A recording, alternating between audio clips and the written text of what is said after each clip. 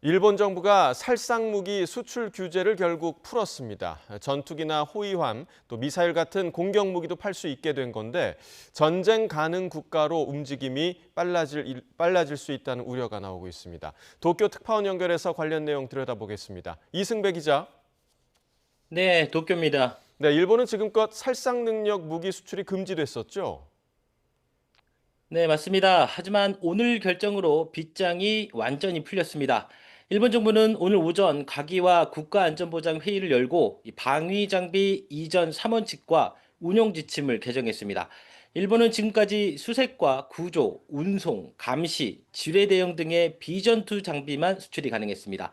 이 때문에 호위함과 전투기, 미사일 같은 살상 무기는 예외 상황이 아니면 수출을 못했습니다. 하지만 오늘 개정으로 자유대법상 무기에 해당하는 장비도 내다 팔 수 있게 된 것입니다.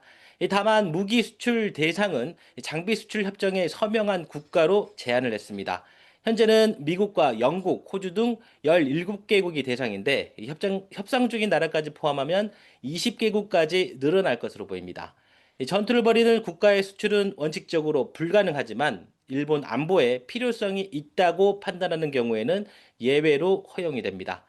적을 살상하거나 물체를 파괴할 수 있는 무기는 NSC 회의 심사를 거치도록 했습니다. 또 무기 수출을 결정한 뒤에는 국회 문서로 알려야 합니다. 이번 조치는 근본적으로 일본 안보 정책이 전환됐다는 평가가 나옵니다. 일본은 전쟁 이후에 평화주의에 근거해서 무기 수출을 사실상 금지해 왔기 때문입니다.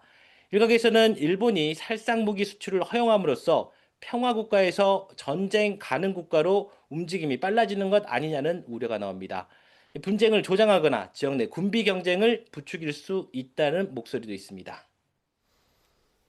네, 이런 가운데 최근 중국과 일본 이 두 나라가 군사적 긴장감이 높아지고 있다고요.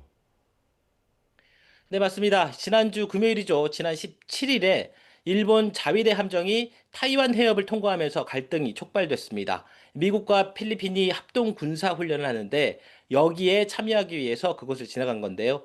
이 병력이 1,400명 그리고 함정 3척과 항공기 2대를 끌고 갔습니다.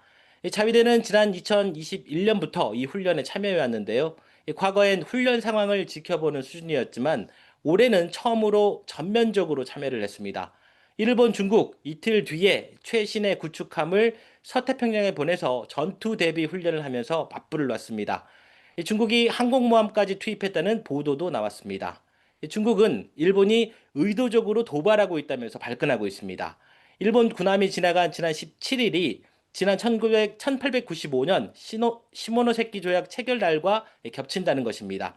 과거 청나라가 청일전쟁에 지면서 일본에 타이완을 내준 날입니다. 여기에 그치지 않고 두 나라는 동중국해 자원개발 문제까지 전선을 넓히며 서로 으르렁대고 있습니다.